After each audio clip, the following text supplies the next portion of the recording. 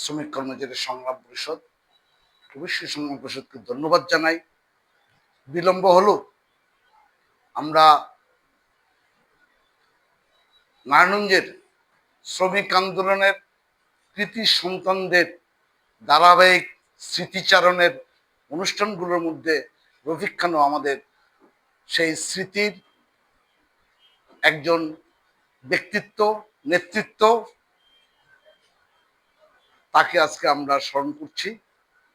এই স্মরণ সভার সংগ্রামী সভাপতি, নারায়ণগঞ্জ জেলা শ্রমিক কর্মচারী সংগ্রাম পরিষদের আহ্বায়ক উপস্থিত আছেন, আমাদের জেলা সংগ্রাম পরিষদের নেতৃবর্গ, সুধীবৃন্দ, উপস্থিতি সবাইকে জাতীয় শ্রমিক ফেডারেশনের পক্ষ থেকে সংগ্রামী অভিনন্দন ও সংগ্রামী সালাম জানিয়ে আমি প্রথমেই কমরেড রফিক খানকে লাল সালাম, তার পরিবারদের প্রতি সহমর্মিতা জানিয়ে আমি সংক্ষিপ্ত একটা কথা বলে আমার বক্তব্য শেষ করব। সংগ্রামী সাথী বন্ধুগণ, রফিক খান একজন মানবাদী কর্মী। রফিক খান দলমত নির্বিশেষে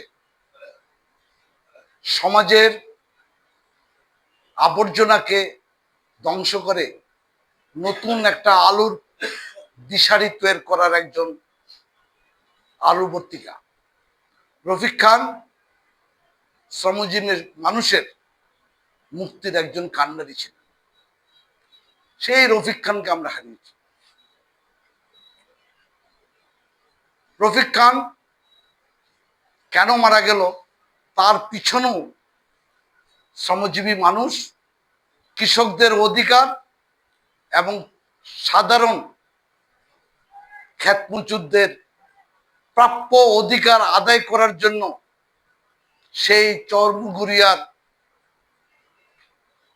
ভূমি যোদ্ধাদের বিরুদ্ধে যে সংগ্রাম, তাদেরকে থেকে সাধারণ কৃষকদের বাঁচানোর যে সংগ্রাম, তারই প্রতিশোধ হিসাবে তৎকালীন ভূমি প্রতিপুরা এবং পরবর্তীতে তারা ঢাকা শহরে বড় বড় শিল্পপতি, বর্জুয়া ধনপতি হয়ে তার প্রতিশোধটা নিতে গিয়ে আমরা রফিক খানকে হারিয়েছি।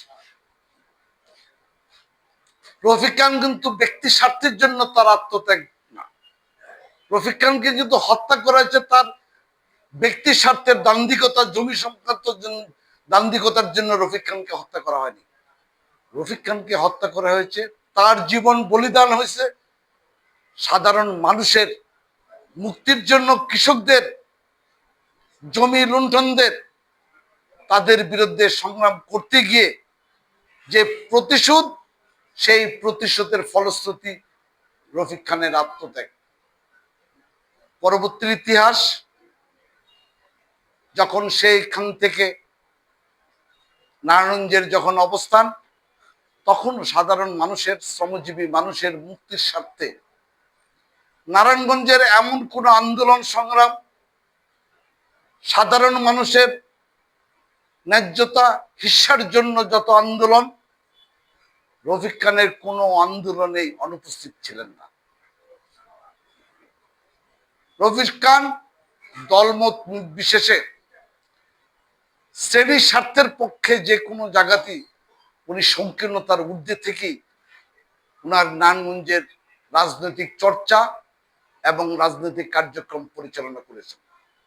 আমরা 25 বছর পর আজকের এই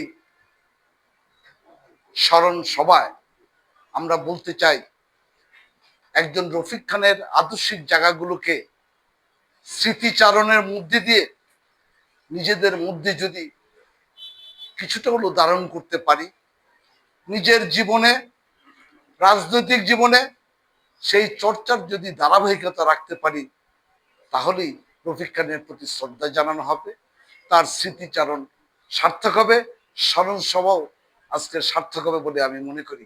এই বলে আমার বক্তব্য শেষ করছি। সবাইকে ধন্যবাদ। কমরেড রফিক খান, লাল সালাম।